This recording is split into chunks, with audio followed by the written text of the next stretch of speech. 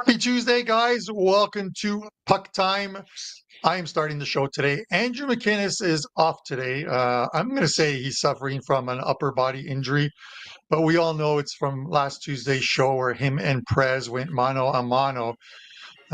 He might not have recovered, or maybe he's just protesting Tuesdays, but we've got Prez on today, and we're going to talk Carolina, Detroit, Columbus, Tampa Bay, Pittsburgh, and Colorado. We've got a slew of pretty good games. Obviously, there is no prop playlist today, but we will have some best bets at the end of the show to discuss. And I'll be throwing a few questions the Prez's way because I want to know his connection with the Leafs, of course. And I've got a couple questions with him with regards to that. But let's welcome him to the show on $5 Tuesdays at WagerTalk. Perez, good morning. My man, how are you, my friend? Nice to be here. Excited that Andrew is not here. No, that's not true. Andrew's so good at this. Him and you, your two favorite crappy teams played against each other last night. Were you guys tweeting back and forth or DMing or texting or WhatsApping or FaceTiming or calling or faxing or telexing? Yeah, I was actually trying for the reverse mush. I posted a picture of a bingo card when it was Montreal 3-0 in that game and tagged Andrew in it. And then lo and behold, the Sabres come back, tie the game up with the goalie pulled 3-3, send it to overtime, and then do what the Buffalo Sabres do best, which is lose. So the Montreal Canadiens pick up 2 points, stay in that playoff race, Prez. It is exciting. The Eastern Conference is getting exciting. You look at the teams that are still involved. Columbus, who we're going to discuss. Columbus averaging a little over 5 goals per game in their last 4 games, all wins. We're going to discuss that in a few minutes. Detroit may be tailing off after a couple of back-to-back losses, and they've got Carolina up, and we're going to discuss that as well, too. But I have a question for you, and it has nothing to do with the Leaf game last night against San Jose. Not every team is going to win every single game here enough. You're going to drop games along the way, but it is the thing of, do you think the contract for Mitch Marner is hanging over the Leafs? I'm listening to a little bit of talk radio here in Toronto, and you know that they always cover it, 100% coverage of the Leafs, and they talk about when do you offer him a contract, or do you offer him a contract, or wait till to send him to free agency? Do you wait till after the playoffs and see how free agency plays out, or do you pay him that 11, 12, or 13 million? Who holds, as the guy on the radio said, actually, I like this phrase, who holds the hammer in this one, Toronto or Mitch? Firstly, Carm, you mentioned, is it hanging over the Leafs? If it is, let it hang, baby. Leafs are 38-20 on the year, top of their division, and have won 5 out of their last 6 games. If that is what it takes to be that good, hang, baby, hang. That's number 1. Number 2, free agency, salary caps, etc., affect teams differently. If you're a team like the Calgary Flames or the Columbus Blue Jackets and you lose a superstar and it frees up $12 million of cap space, it doesn't matter. No other superstar is racing to Calgary to fill that $12 million void. If you're sitting in Toronto and you lose a $12 million player, ho-hum, you sign another one. So from my perspective, we'll go get ourselves a great defenseman. With that said, I love Mitch Marner. I think Mitch Marner is the beating heart of the Leafs, and I hope they sign him. And I hope they sign Tavares too, who's having the absolute best season we've seen him in a long, long time. But if they don't sign him, they don't sign him. Ultimately, I care about this year. I think there's something special brewing in Toronto this year. I'm not suggesting that they win the cup, but they are definitely a major cup contender. I'm not even focused on the Mitch Marner signing. I hope they sign him. If they don't, that's okay. We have Willie and Austin, and we'll find somebody else. And When push comes to shove, bro, our goaltenders are unbelievable. Yeah, no, they are. And everyone has an off night. I think we saw it against Pittsburgh. But with that said, for you guys in the chat, and thank you for the comments that you guys are putting forth. Hit that subscribe button, and of course, hit the like button. I'll ask for it earlier. This seems to be the kindler, gentler Prez. So I've got to throw one more at you. Give me your thoughts on the long-term injury reserve, Prez. How do you like it? Well, firstly, Jared Dulaba is like, Prez, get your heads out of the clouds. No chance, dude. Where do you think high heads go? I love being in the clouds. Who doesn't? And then he says Toronto is a joke. What does that mean? What's the punchline? Anyway, I don't even understand. Like the whole city? I'm assuming he means the Leafs. Yeah, they are a joke. Okay. Big deal. Who cares? As far as the long-term injury, listen, Carm, it's a rule. It's a rule that's going to be changed. There's no way that this thing continues forever. It is so stupid. Between the Chicago Blackhawks and their Stanley Cup winning days and the Tampa Bay Lightning and Vegas and now Florida, an unbelievable amount of Stanley Cup winners have won the Stanley Cup $10 million or so above payroll. And that, frankly, is just not fair. There's no way that anyone is saying to me that Matthew Tkachuk is, you got Paul Maurice saying he will 100% be playing in the playoffs. So clearly he's not as injured as people are saying. You got Evander Kane sitting in Edmonton. He's literally ready to play. He's on the ice. He's skating. And the team have said to him, we don't want you to come back until game one so that we can take your $5.5 million salary and pay it to somebody else and then stack the team for game one. Evander Kane is saying, well, that's not right. I haven't played all year. I want to get warmed up. I don't want to just show up for the playoffs. Now there's a standstill in Edmonton between Kane and the Oilers because of this mechanism, this cheating mechanism.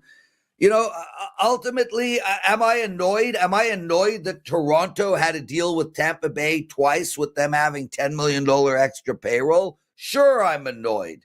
It is a stupid rule. It makes no sense. Let's get into some actionable betting information.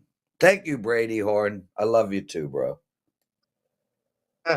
And there you have it, guys. You know I love to cook, and when I'm cooking, I'm stirring the pot, and we've clearly done that with the Prez here. Okay, let's jump right into it. Carolina and Detroit. Carolina opens at minus 160. It is steamed up to minus 200 now. Plus 170 on the Wings at home at Little Caesars.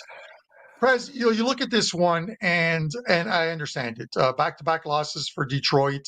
They've been playing well. But the Canes just don't play well on the road. You look at their record on the road, and it's nothing spectacular. Is it still good enough to go into Detroit and beat the Red Wings tonight? You know, Carm, ultimately we can all sit here and say, oh, yeah, for sure, take Edmonton minus 350 against Anaheim tonight. The line is really the factor here. And is Carolina good enough to go into Detroit and win? Yes, absolutely. Of course they are. Are they good enough to go into Detroit and win 2 out of 3 times? Not really, or 2 out of 4, well, 2 out of 3.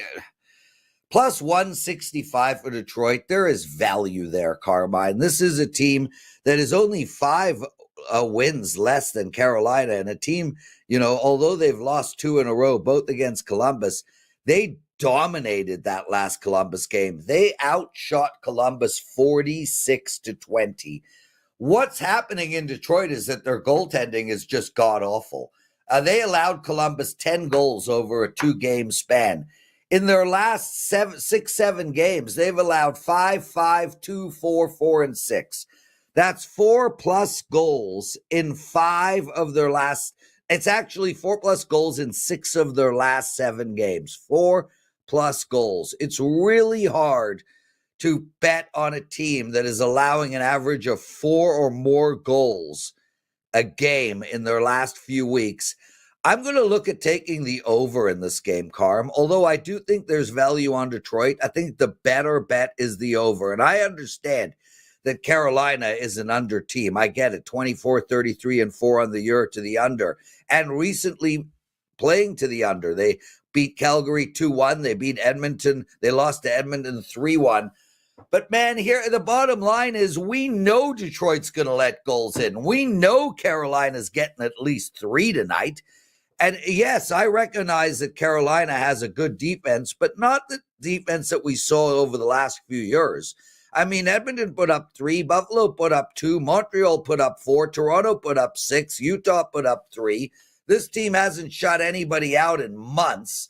Their best performance was the 1-goal performance against Calgary, and that was an outstanding performance, but Calgary had scored 0 goals in the 2 games prior to that.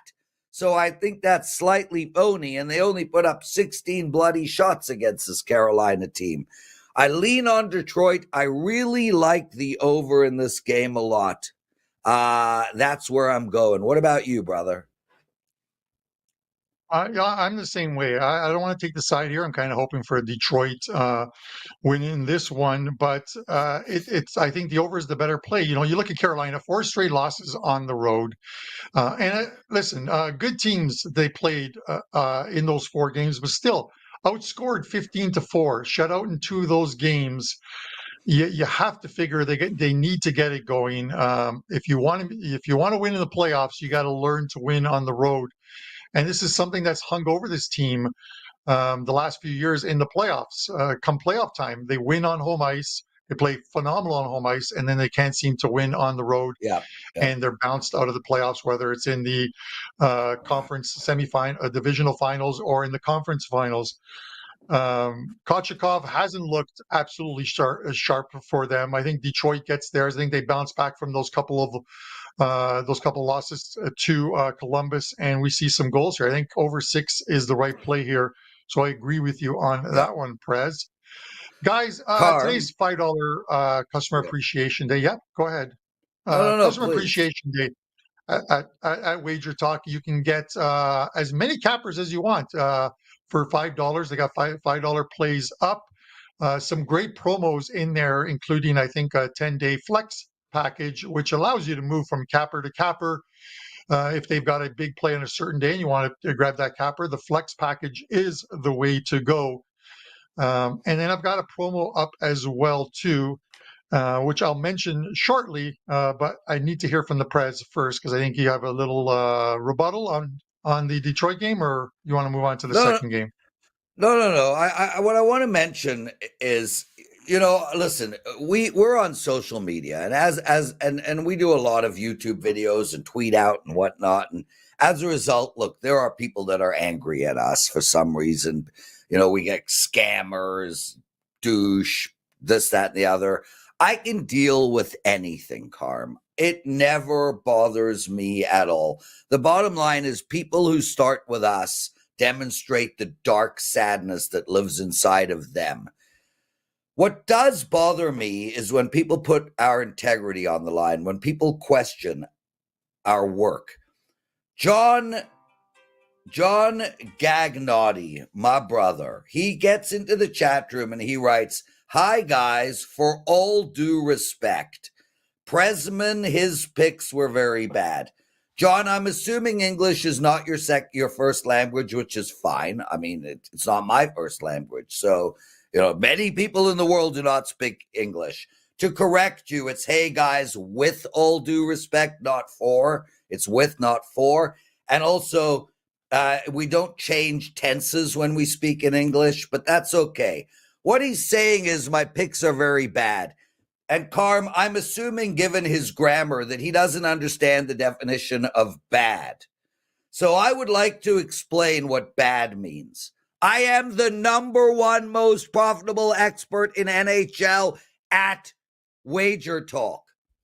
I am on a 7-2 run. That's 7 wins and 2 losses. I'm on a 32-16 run. 32 wins, 16 losses. I have made huge profit for my clients in the NHL season.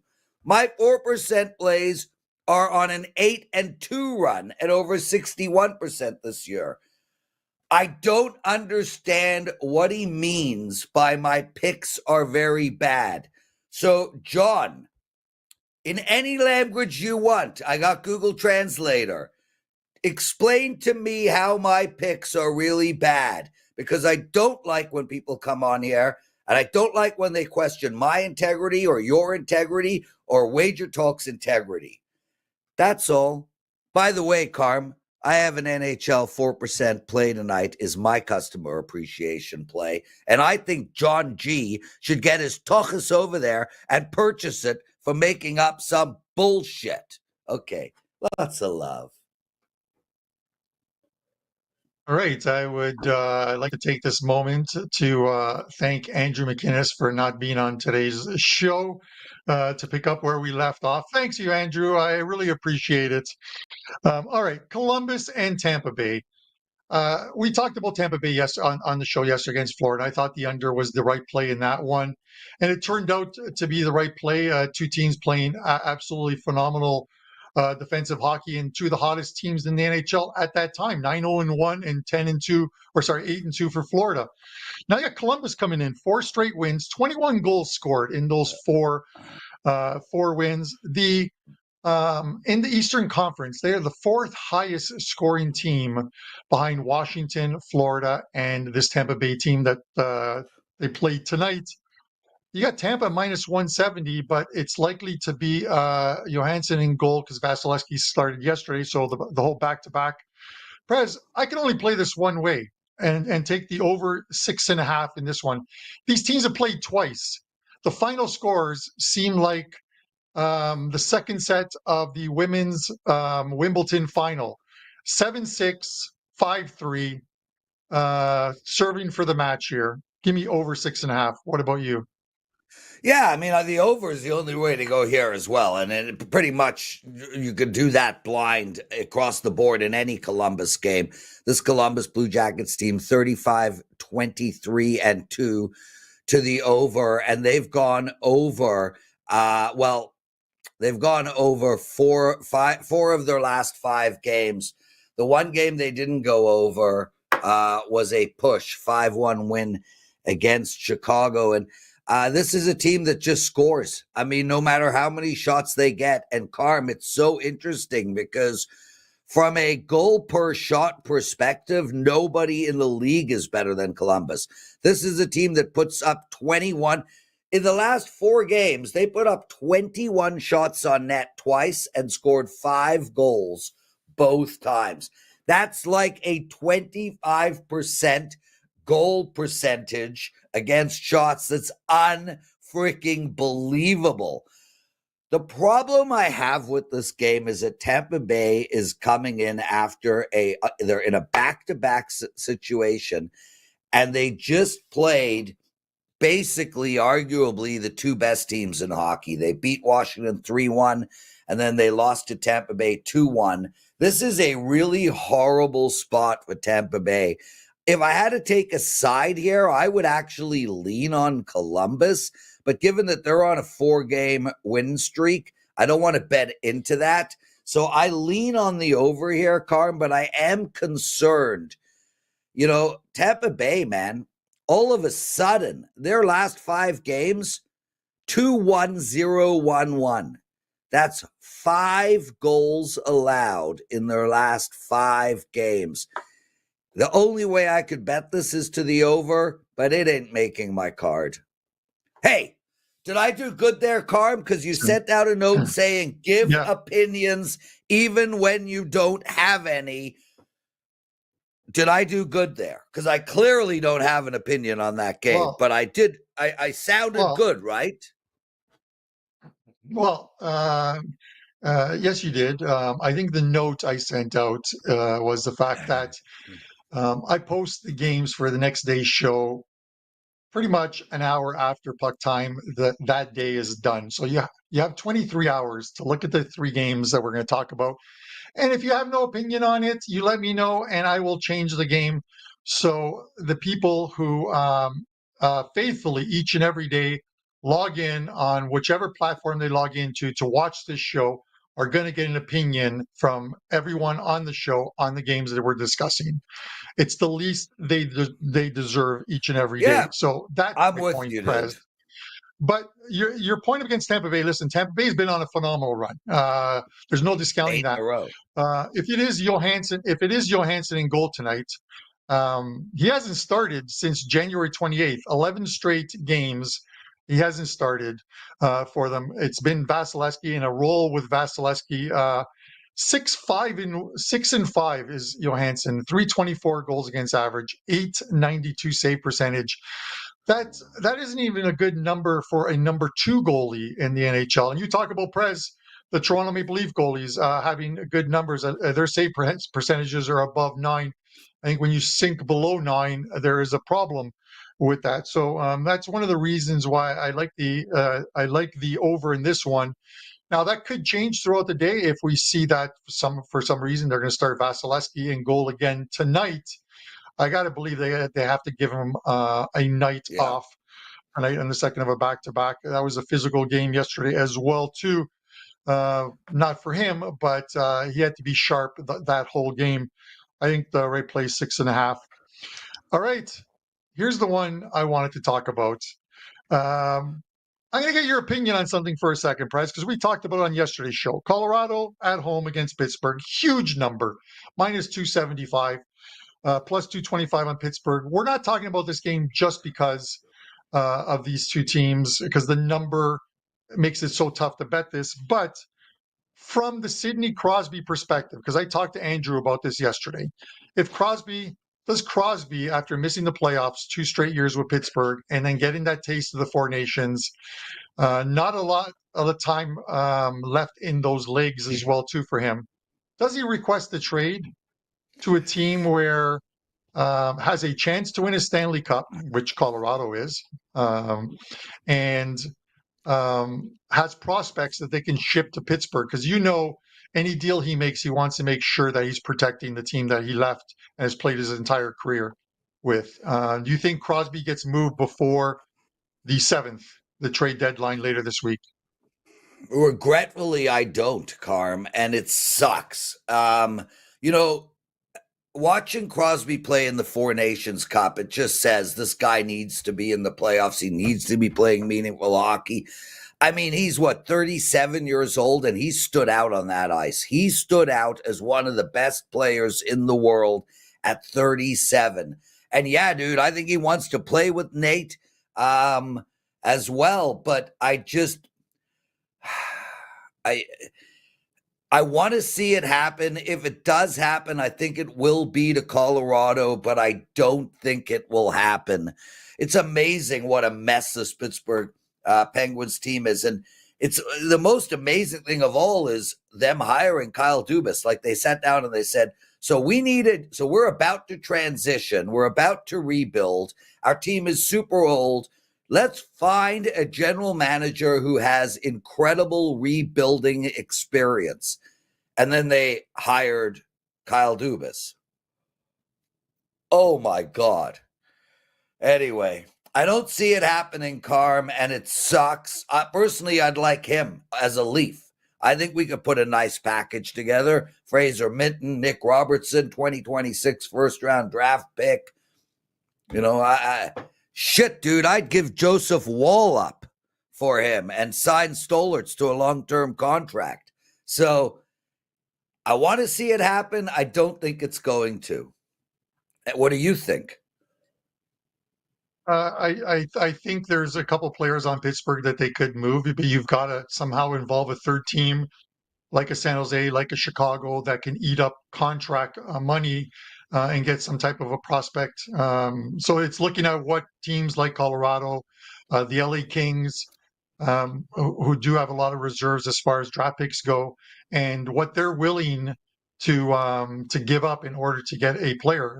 LA, it has to be a playoff team. I'm not sure with LA. I actually think I mentioned yesterday. I think LA makes a deal to get Rantanen. So Colorado sends him to Carolina, and Carolina sends him to LA. He's not working out there for Oof, this team. So horrible. we'll see how that we'll see how that goes.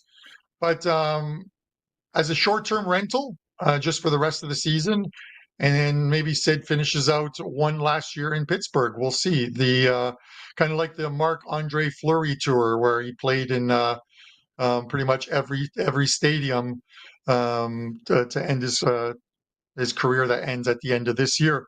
Prez, I got to get your play on this one, but I'm going to go with Colorado in this one. I just think the to use a horse racing term, the Pittsburgh Penguins have spit the bit at the top of the stretch. They're done. They're 3 points ahead of the Buffalo Sabres for last place overall. They could be whatever they are, 7 points out of a playoff spot, but they've got like 6 teams to leapfrog. It's not going to happen for this team. I'm going to take Colorado first period, minus a half, plus 115. They're not a great first period team, Colorado. I've mentioned it before, but this is a spot where I think I'm going to take the plus money with them. It's more that I think Pittsburgh is done. Pittsburgh plays Colorado tonight. They play the Vegas Golden Knights. They play Minnesota, and then they head back home to play the Vegas Golden Knights again. This team is toast. So give me Colorado first period. What about you?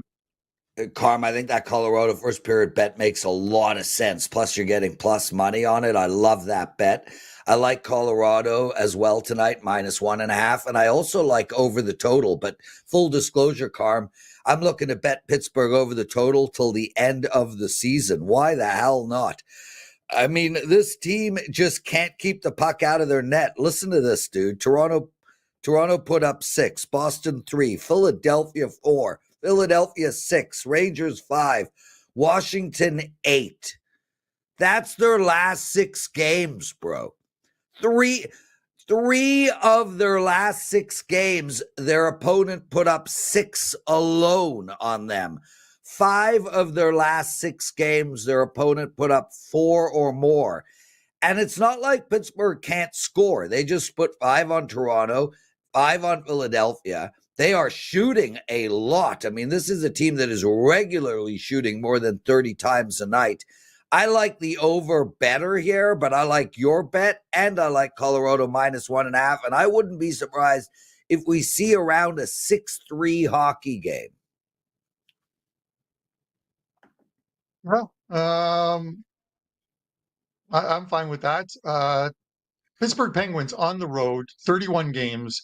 They've only had the lead after 20 minutes in 6 of them. They've trailed in 13 of those games. They've been tied in 12 of those. So I don't mind taking the plus money here, and hopefully Colorado gets off to a quick start. They have been playing better of late as they're starting to put some space between them and those wild card spots. It was pretty dicey for a little while, even though you figure they're going to make the playoffs. But now they're making a move up the standings, and we'll see if that continues tonight against Pittsburgh. It's showing right now Blackwood and Nedeljkovic, but there's a couple other sites that are showing Jari as well too. So we'll see who the starter is. I don't think it makes a difference as far as Pittsburgh goes. 2 very tough games for them. The Bruins game and the Leafs game. I just feel like they left it on the ice in both of those games. Played their best hockey and still ended up with a couple losses. And when that happens, it's never a good thing. Guys, just a reminder, hit that subscribe button. Almost 200,000 subscribers on the channel and growing each and every day. Yep. We appreciate you guys always tuning in. A lot of actionable info. The Prez at the top of the hour doing WagerTalk today, and some great guests on that as well too. A lot of free play videos that get posted. So hit that notification button as well too and be alerted to it. And of course, it's a $5 Tuesdays at WagerTalk, Customer Appreciation Day. You can get plays from as many cappers as you want, $5 each, and there's some great promos within those packages. Prez, give us a show best bet winner, and let us know what you have up at WagerTalk.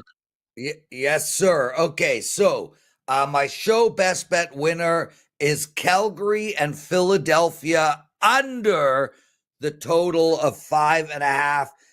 Now, I understand that at some point this Calgary team is going to break out, Carm, but as of now, I'm not going to just sit there and assume it's going to be today.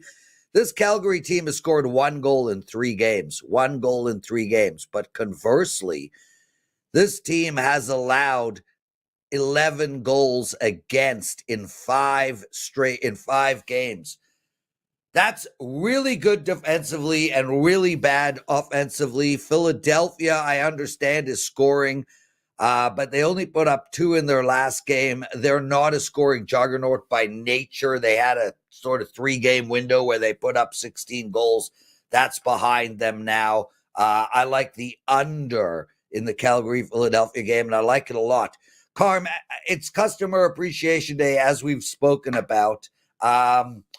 I have a play up that's really must bet. Last Tuesday, I had a 4% play. These 4% plays are very rare for me. You know, we talk about the 5% play a lot.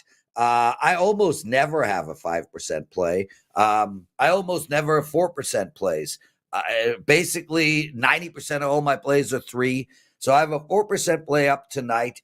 I absolutely love this play. I'm on an 8-2 run in 4% plays, but more importantly, I've won my last 3 hockey bets. I'm on a 7-2 hockey run, a 33-16 hockey run, and I'm the number 1 most profitable expert in NHL this year. So for $5, I would assume it to be prudent and financially excellent to grab my $5 pick and bet my play tonight. Thanks for having me, dude. Lots coming up on WagerTalk today, 12 o'clock Eastern. Make sure to check me and the team out there.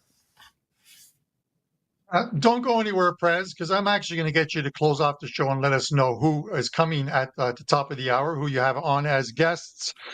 Guys, as I mentioned, and we've mentioned over and over again, it's $5 Tuesdays. I have a 4% play up. Yesterday's 4% play was an easy winner with the Ottawa-Washington over 5.5, 9-goal thriller in that one. A pretty exciting one with Washington winning it in OT. I've got a promo up. You can use the promo code ICE100. ICE100 will get you $100 off the rest of the regular season and NHL playoffs. So that is a great deal. That is valid for the next 48 hours. ICE100 to get that deal over on my page at WagerTalk. My free play, I'm going to go back to that Tampa game. I like this play.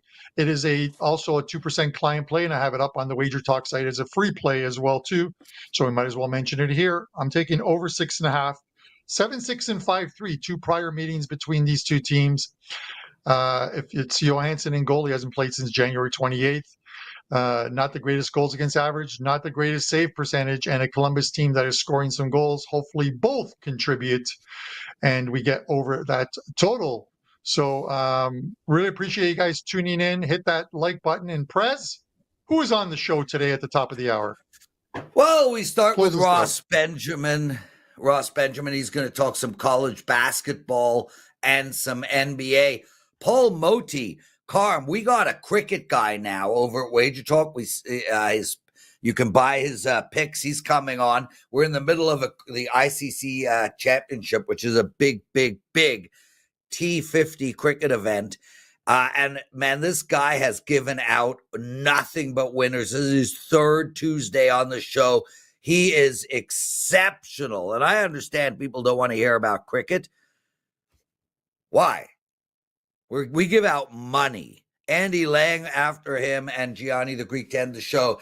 And in regards to NHL, every day I go down every single game on the board.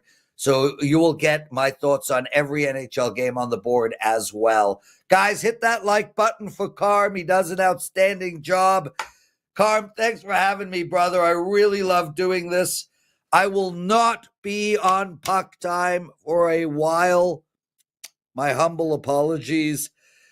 This is my last show until the first week of April, Carm, although maybe we can slide me in somewhere. And lastly, March 31st will be day 1 of my new show. And it is an NHL show. And I'm very, very excited about it. Carm knows about it. And we're going to cross promote with PuckTime as well. Carmine and Andrew will make appearances on my new show, as I will on theirs. It is with a big-time NHL athlete, ex-NHL player, and we'll get into all that information a little later. But March 31st, the Prez has his own NHL show starting. There you have it, guys. Thanks for tuning in. For myself, Prez, and Dan Alexander, our producer, we will see you tomorrow when Don Buster is in the guest chair and Andrew McInnes hopefully returns from his upper body injury. We don't need to put him on LTIR. We've gone full circle. We'll see you tomorrow.